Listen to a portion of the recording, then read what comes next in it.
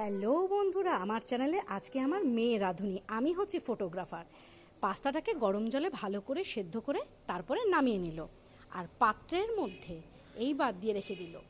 এবার কড়াইতে বাটার এবং সাদা তেল অল্প সামান্য পরিমাণে দিয়ে নাড়াচাড়া করে ক্যাপসিকাম, কুচনো পেঁয়াজ দিয়ে খুব ভালো করে ভাজা ভাজা করছে। তারপরে দিয়ে দিল সস, দিয়ে আবার একটু ভাজা ভাজা করলো, দিয়ে দিল নুন, আর তারপরে আরেকবার ভাজা ভাজা। এই যে সাদা দেখছো, এটা ও হাফ কাপের মতো দুধ দিয়ে দিয়েছে।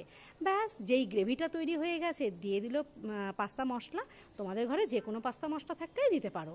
এইবার একটু ভালো করে নাড়াচাড়া করে দেখো পাস্তাগুলোকে আস্তে আস্তে ও নামাচ্ছে। ঠান্ডা হয়ে গেছে তো, তাই একটু লেগে লেগে গেছে। এবার দেখো ঝরঝরে লাগছে দেখতে, বেশ ভালো করে নাড়াচাড়া করে গ্রেভি গ্রেভি করলো। আজকে আমার মেয়ে রাঁধুনি আমার চ্যানেলে, আমি করছি ক্যামেরা।